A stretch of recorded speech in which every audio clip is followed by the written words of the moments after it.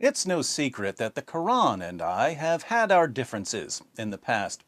But I'm a man of peace and love, so to avoid ongoing hostility and conflict, I'd like to extend an olive branch by sharing my favorite verse of the Quran.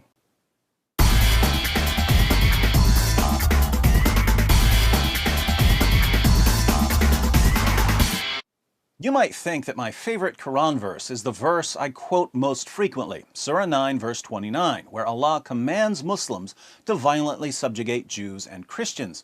But this isn't my favorite Quran verse at all. I just quote it a lot to help people understand 14 centuries of jihad. Since Surah 9 verse 29 isn't my favorite Quran verse, you might think that I'm referring to one of the amusing verses I often use to refute common Muslim arguments. For instance, when Muslims claim that the Quran contains scientific miracles, I like to point out that the Quran says that Dhul-Qarnayn traveled so far west he found the place where the sun sets, and that the sun sets in a muddy pool, and that stars are missiles that Allah uses to shoot demons to keep them from sneaking into paradise and listening to his secret plans, and that semen is formed between the backbone and the ribs. As helpful as these verses are, however, they're not my favorite.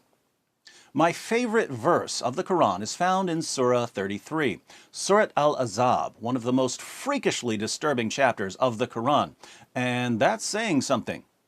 What's amazing about Surah 33 is that, as nauseating as it is, we only have about a third of what it originally said. What we have today is what was left after Muhammad's wives and others sanitized it by removing some of the most abominable and sickening parts.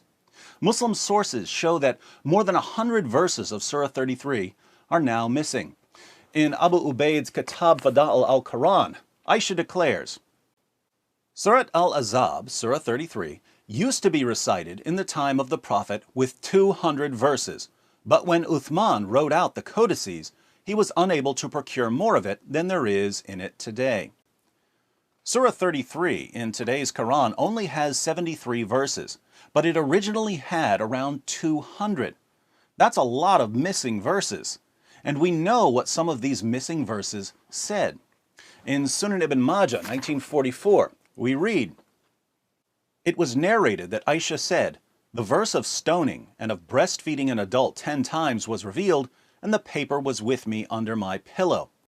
When the Messenger of Allah died, we were preoccupied with his death, and a tame sheep came in and ate it. We discussed the verse of breastfeeding an adult 10 times in my Sheepgate video, which I'll link to at the end of this video in case you haven't seen it yet.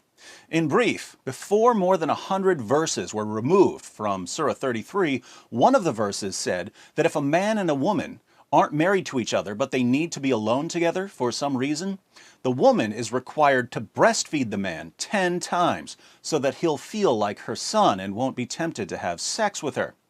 So according to Allah, the proper Islamic way for women to avoid sexually arousing men is to put their breasts into men's mouths this many times.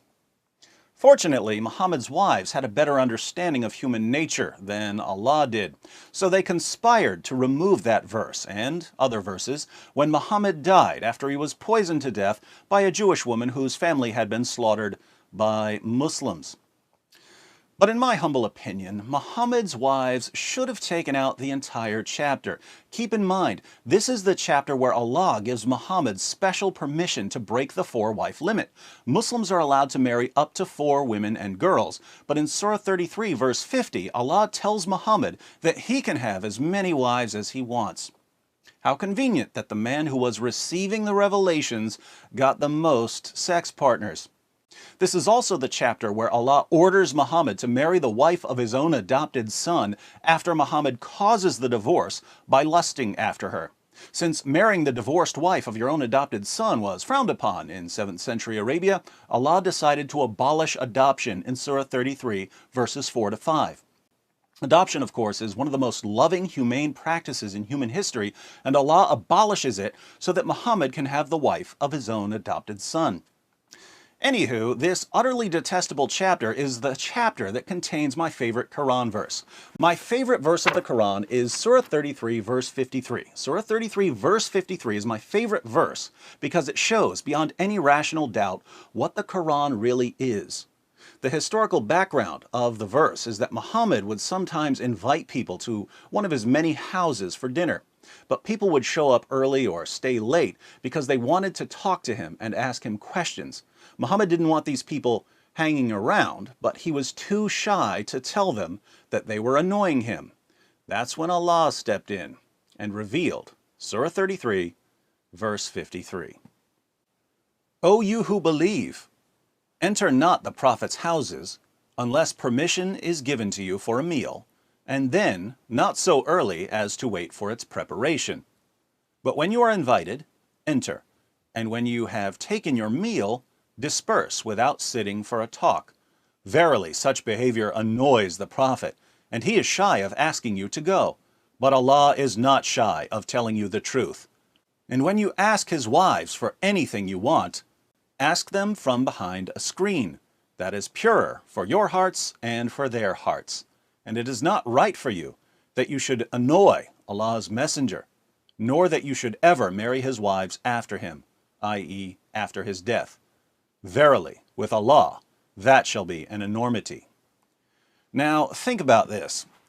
Muhammad doesn't like people showing up early for dinner or hanging out afterwards. He's a busy man, and Islam's most trusted sources say that he liked to have sex with all 9 of his wives on the same night, as we read in Sahih al-Bukhari, number 5068. Narrated Anas, the Prophet used to go around, have sexual relations with all his wives in one night, and he had 9 wives. Sahih al-Bukhari, number 5215. Narrated Anas bin Malik, the Prophet used to pass by, have sexual relations with all his wives in one night, and at that time he had 9 wives. Sahih al-Bukhari, 268. Narrated Qatada, Anas bin Malik said, the Prophet used to visit all his wives in a round, during the day and night, and they were 11 in number. I asked Anas, had the Prophet the strength for it? Anas replied, we used to say that the Prophet was given the strength of 30 men. And Sa'id said, on the authority of Qatada, that Anas had told him about 9 wives only, not 11. Surah 33, verse 50, gives Muhammad special permission to have more sexual partners than anyone else. And Muhammad wants to go from house to house, having sex with 9 women and girls a night.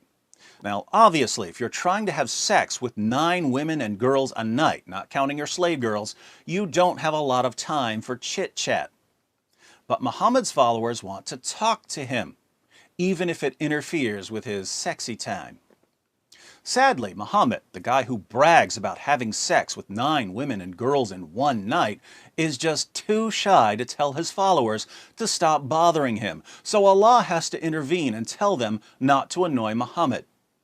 Keep in mind, Muhammad is the one who's receiving these revelations. One day, Muhammad steps out and says, guys, I have a revelation from Allah. This is Allah talking, not me. I wouldn't say any of this, but Allah will. Remember just 3 verses ago when Allah gave me and me alone the right to have more sexual partners than any of you gullible stooges? Well, now Allah wants you to stop coming over to my house early, and He wants you to leave as soon as dinner's over. Again, I wouldn't say any of this. I'm just too shy.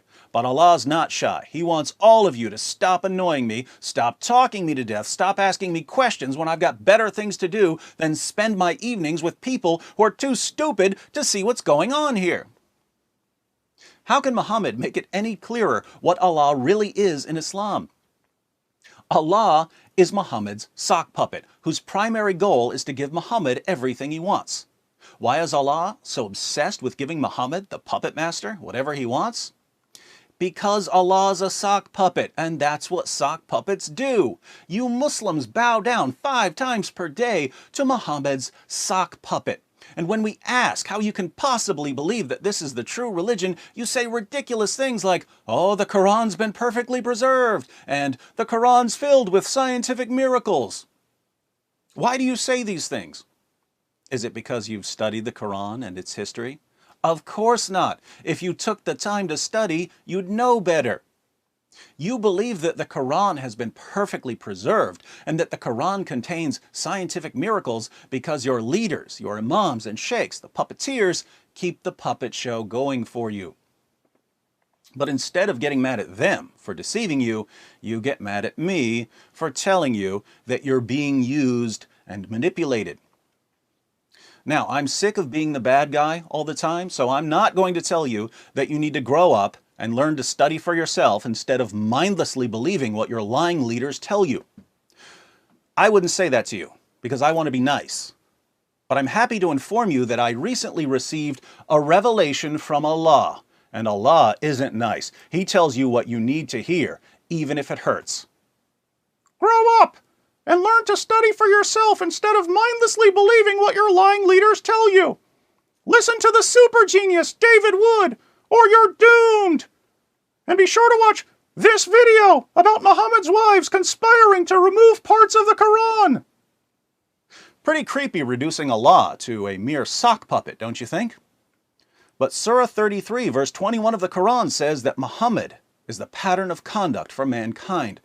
So if Muhammad treated Allah like his personal sock puppet, and Muhammad is the pattern of conduct for mankind, the only way we can avoid treating Allah like this is to reject Islam.